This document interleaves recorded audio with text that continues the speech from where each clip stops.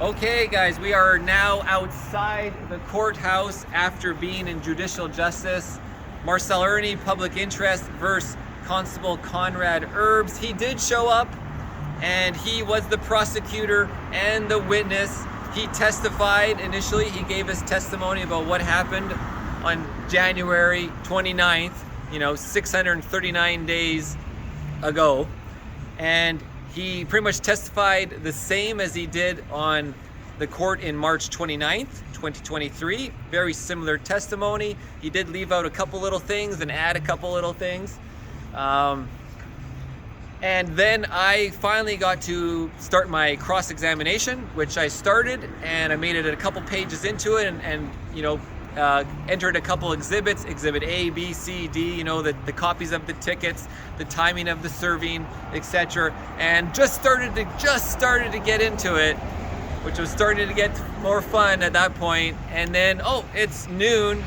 Justice Burgess said, that's all for today, it's lunchtime. And I'm like, so we continue after 1? And he's, no, I got a full docket, it's gonna be rescheduled. So we will have another day in court, guys. Another day in court. Today is October 30th, 2023. So in a month or two from now, we will be back continuing the cross-examination of Constable Erbes. And so it's, it was an okay day in court. I just wish we had another hour or two to get through the cross-examination.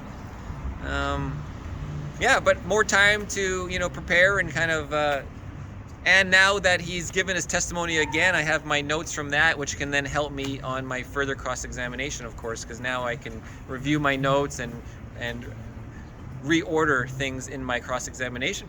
So anyways, guys, that's continuing the fight for public interest on January 29th, where I was legally parked on the side of the road just up there after the Freedom Convoy, which I documented all day.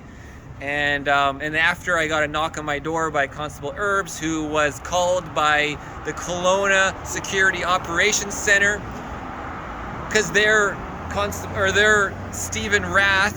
Commissioner Stephen Rath was reporting on the Freedom Convoy vehicles, and I had Canadian flags in my vehicle, so he was going by every 2 hours reporting this vehicle is still here from the Freedom Convoy, even though the commissionaires do not have jurisdiction on the streets, on the parking spots whatsoever.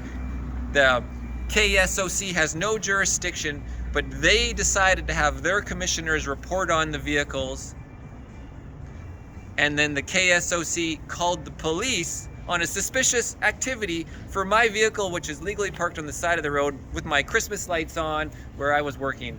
So yeah, we got a lot of prejudices, a lot of charter violations going on with not just Erbes, but the Kelowna Security Operations Center as well. And this is all going to come forth. Thanks for watching, guys. I'll see you on the next one. Plus, I want to thank everybody for the nice comments and everybody who came out to the courthouse today to support me and support public interest.